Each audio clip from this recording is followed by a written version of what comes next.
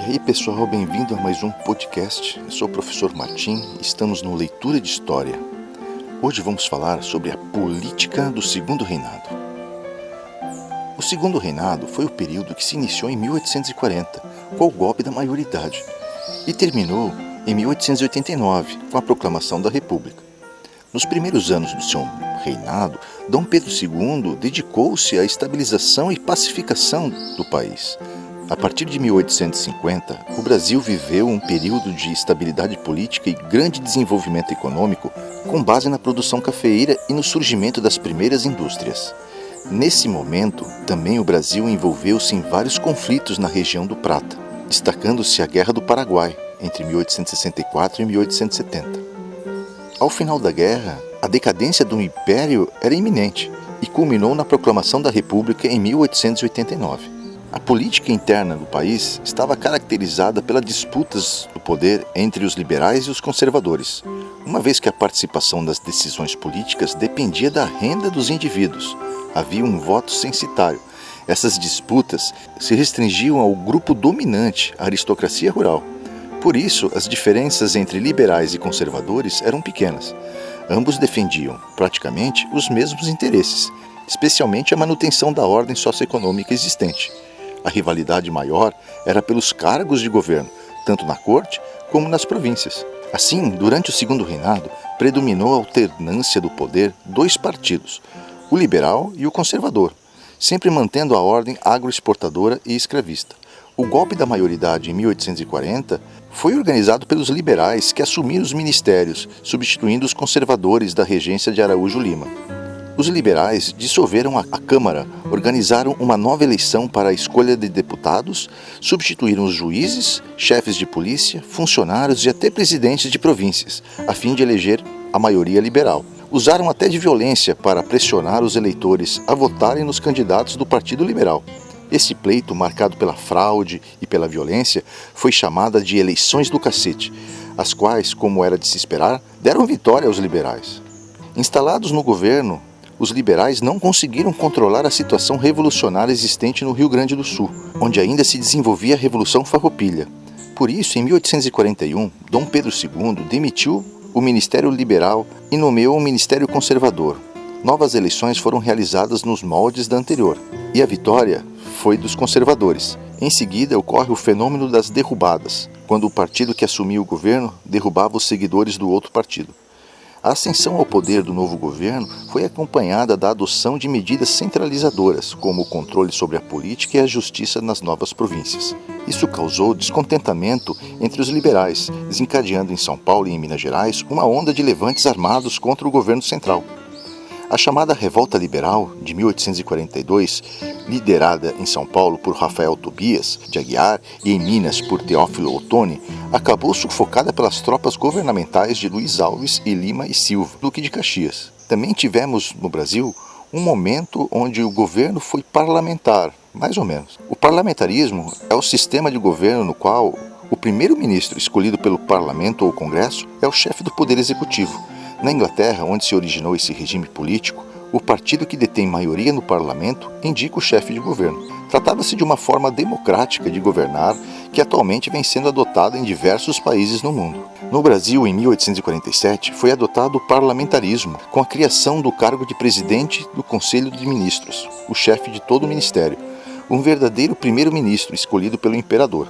A indicação imperial de seu nome, sem consulta ao parlamento, fez com que no Brasil esse regime fosse apelidado de parlamentarismo às avessas, já que tinha um caráter centralizador e, pelo critério censitário, era antidemocrático. A instabilidade verificada nas províncias na época da regência foi sendo pouco a pouco neutralizada. Em 1841 foram derrotados os balaios, no Maranhão.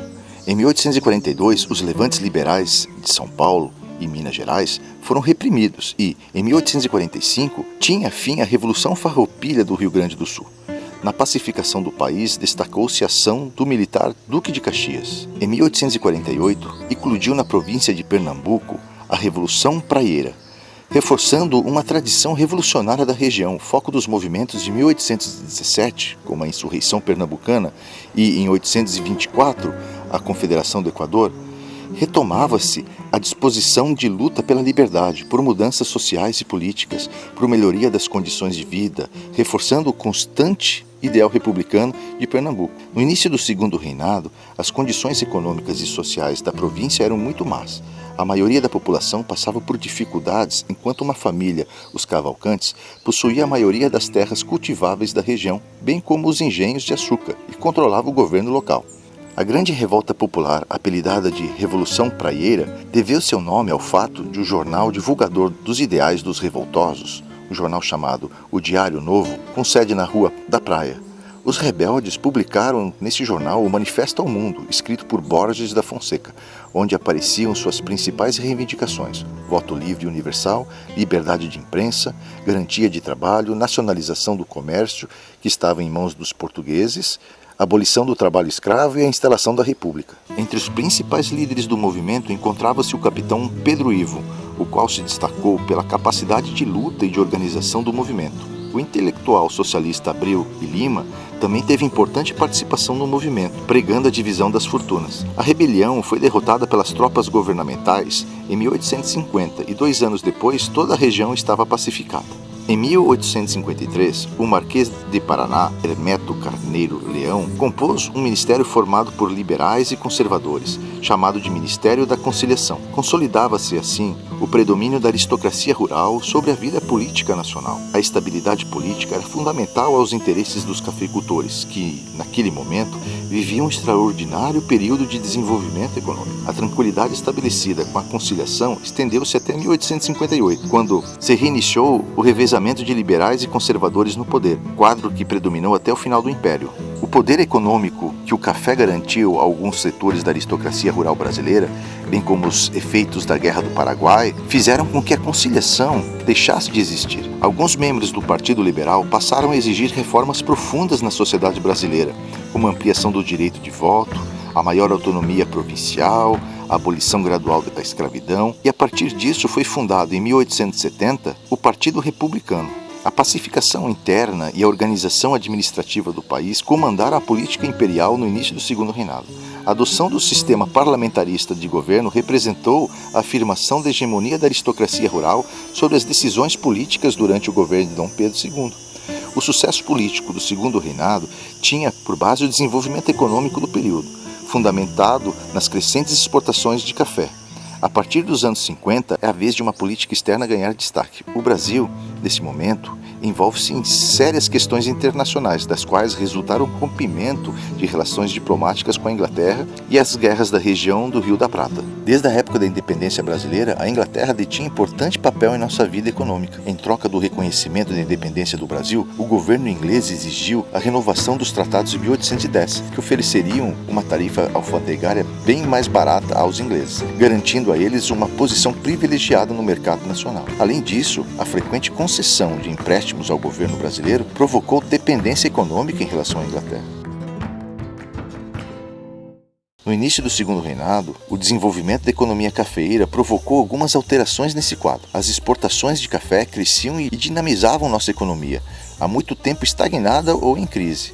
De outro lado, exportávamos cada vez mais café para os Estados Unidos, que logo se transformou no nosso principal mercado, superando a própria Inglaterra. Além disso, Estados Unidos, França e Alemanha passaram a fornecer gêneros industrializados para o Brasil, o que garantia alguma autonomia frente à tradicional dominação inglesa. Também, a questão do tráfico de escravos pôs em xeque as relações Brasil e Inglaterra, pois, como o país mais industrializado do mundo no início do século XIX, interessava à Inglaterra o fim do tráfico de escravos africanos. Por trás do discurso humanitário dos diplomatas ingleses, que advogavam o fim do comércio humano, haviam importantes interesses econômicos. Apesar de, em 1826, ficar estabelecido que o Brasil acabaria com o tráfico de africanos, isso não ocorreu, descontentando uma diplomacia inglesa. A difícil situação diplomática existente entre Brasil e Inglaterra em meados do século XIX agravou-se quando, em 1844, o governo brasileiro decidiu não renovar o Tratado de Comércio com a Inglaterra e ainda estabeleceu a tarifa Alves Branco sobre as importações. A elevação das tarifas sobre produtos importados dos ingleses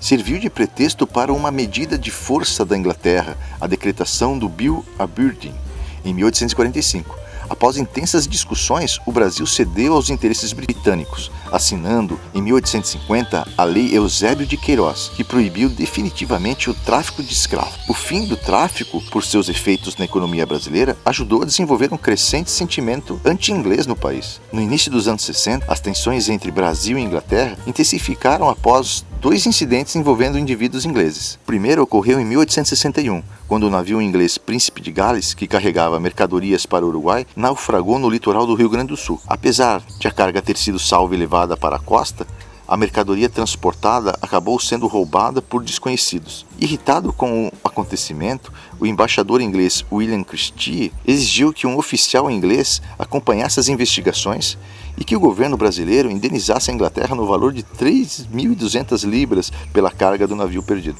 Enquanto se discutia a questão da carga roubada no navio inglês, em 1862, outro incidente. Marinheiros ingleses em trajes civis, embriagados, fazendo arruaças, foram presos por autoridades brasileiras. Constatada sua condição militar, os prisioneiros foram libertados. O embaixador Christie, no entanto, exigiu imediato pagamento de indenização da carga roubada do navio, a demissão dos policiais que tinham efetuado a prisão dos marinheiros ingleses e desculpas oficiais do governo brasileiro à Inglaterra pelos acontecimentos.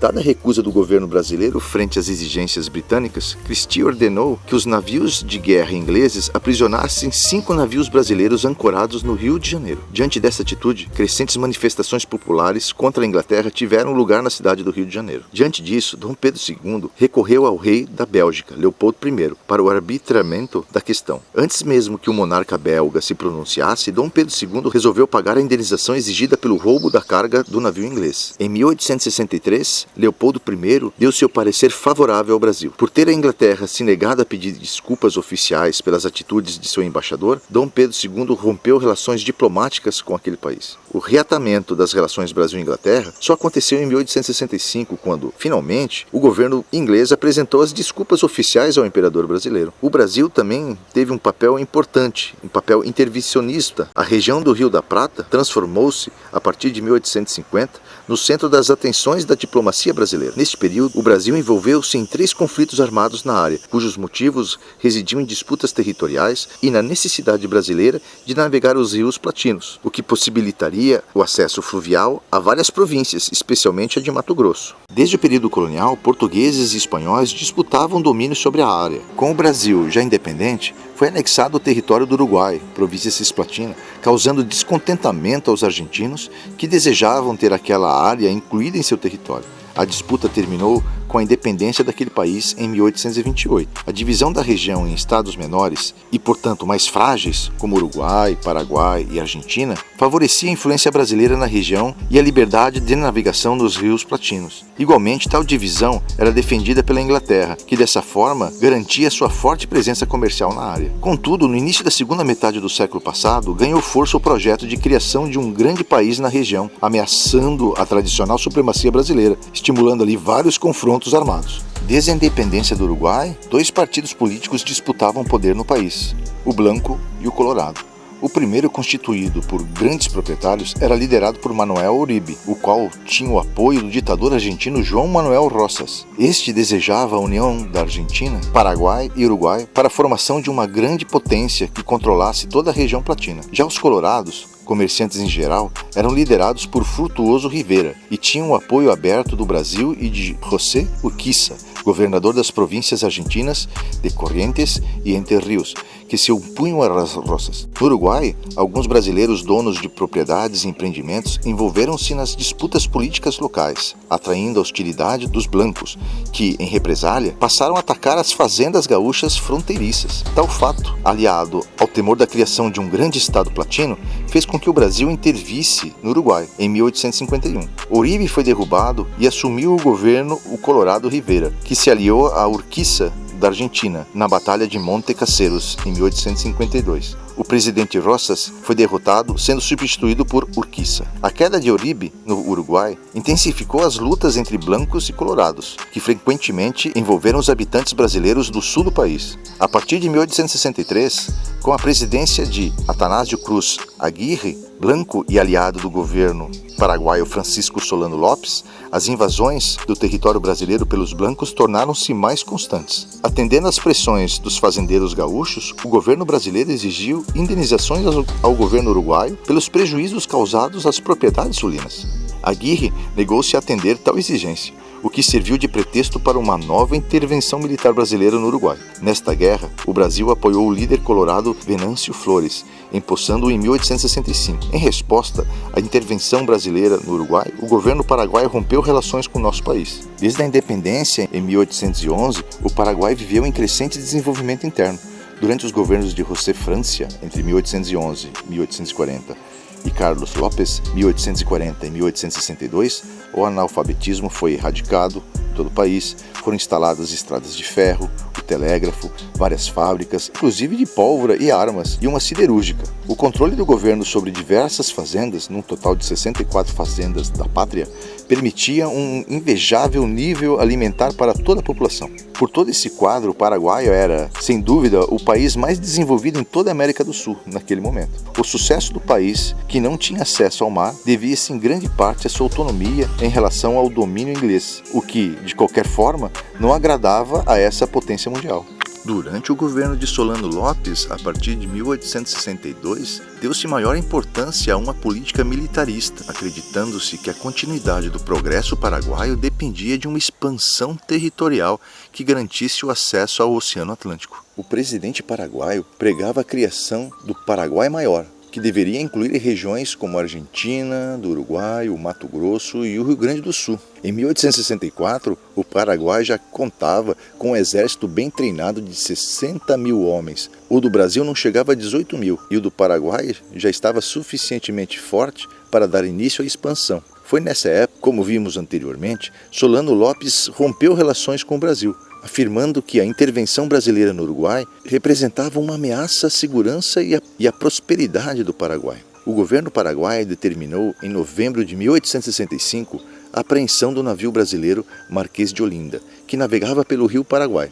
Diante da prisão dos passageiros e tripulantes, inclusive do presidente da província do Mato Grosso, Carneiro de Campos, o imperador brasileiro declarou guerra ao Paraguai. A ofensiva paraguaia continuou com a invasão do Mato Grosso e também no norte da Argentina, e sua força e amplitude fizeram com que se organizasse em 1865 a Tríplice Aliança, composta por Brasil, Argentina e Uruguai.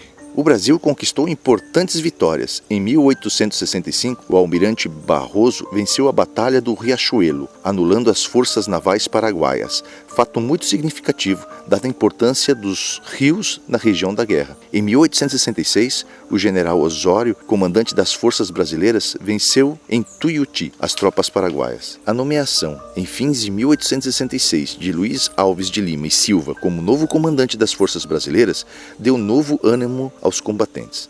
Das várias vitórias de Caxias, destacava-se as batalhas de Itororó, Avaí, Angosturas e Loma Valentinas, todas ocorridas no mês de dezembro de 1868, daí serem conhecidas por Dezembradas. Essas vitórias abriram caminho para a conquista da capital paraguaia, Assunção, tomada por Caxias em janeiro de 1869. Pouco depois, Caxias deixava o comando militar brasileiro ao Conde Deu, genro de Dom Pedro II. Com o Conde Deu, tinha início a última fase da guerra, a campanha da Cordilheira, que garantiu a vitória às forças aliadas e que determinou em 1870 a morte de Solano Lopes. O Paraguai teve seu território devastado. Somente um quarto da sua população, cerca de 200 mil pessoas, em sua maioria mulheres, velhos e crianças, sobreviveu à guerra. Com isso, a economia paraguaia, florescente até então, foi totalmente destruída. O principal beneficiário da Guerra do Paraguai foi a Inglaterra, a qual, durante o conflito, forneceu armas e empréstimos à Tríplice Aliança, além de fortalecer sua presença comercial na região. O Brasil, por sua vez, terminado o conflito, achava-se enormemente endividado, sem contar a perda em combate de 40 mil homens. Por outro lado, o conflito serviu para a estruturação definitiva do exército brasileiro, cujos principais oficiais passaram a ambicionar uma modernização e o progresso do país, aliando-se à campanha abolicionista e à campanha republicana. Os militares ajudaram a derrubar a monarquia brasileira. Pois bem, pessoal, o que vimos até agora? que durante o Segundo Reinado o Brasil conheceu uma relativa estabilidade política interna. Os grupos que disputavam o poder político, liberais e conservadores, eram compostos por indivíduos pertencentes à aristocracia rural brasileira e não representavam divergências profundas. A vitória nas eleições, tanto do grupo liberal quanto do conservador, devia-se às fraudes por eles praticadas. No entanto, em 1842, a tranquilidade vigente foi ameaçada por uma revolta liderada por liberais em Minas Gerais e São Paulo, que discordavam das medidas centralizadoras adotadas pelo gabinete conservador que se achava no poder. A chamada Revolta Liberal de 1842 foi sufocada e o centralismo do imperador dominou o período. A maior expressão da centralização política do período foi a adoção do regime parlamentarista, que foi chamado de parlamentarismo às avessas.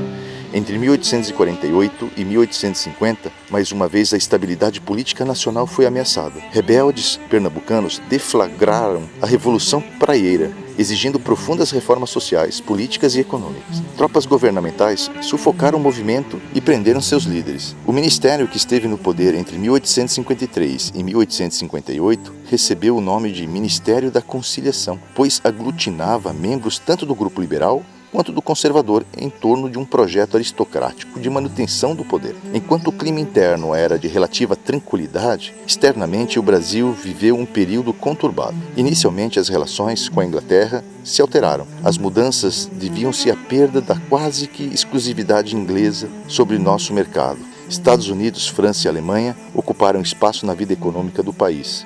Incidentes envolvendo cidadãos ingleses e pressões diplomáticas da Inglaterra sobre o Brasil levaram ao rompimento de relações diplomáticas entre os dois países. Também o relacionamento do Brasil com os países da região Platina foi de conflito e guerras no decorrer do Segundo Reinado. O Brasil interveio por 2 vezes em problemas internos no Uruguai, na deposição de Uribe e Aguirre, e uma vez na Argentina, quando da reposição do presidente Rosas. Seu interesse na região do Rio da Prata era garantir a supremacia política sobre os demais países, evitando a constituição de uma nação forte na área. Tal posicionamento das autoridades brasileiras era bem visto pela diplomacia britânica, que também desejava manter sua disposição privilegiada na região. A tentativa de Francisco Solano Lopes, presidente do Paraguai, em transformar o país numa nação forte e poderosa, teve como resposta a guerra declarada pelo Brasil, pela Argentina, pelo Uruguai. A economia paraguaia achava-se bastante desenvolvida naquele momento, com um caráter autônomo, cujo exemplo a Inglaterra julgava ameaçador. O Brasil envolveu-se no conflito, cujos resultados foram a destruição do Paraguai, o fortalecimento do poder britânico na área, o aumento do endividamento brasileiro e a estruturação de seu exército. Pois bem, pessoal, ficamos por aqui. Até o nosso próximo podcast.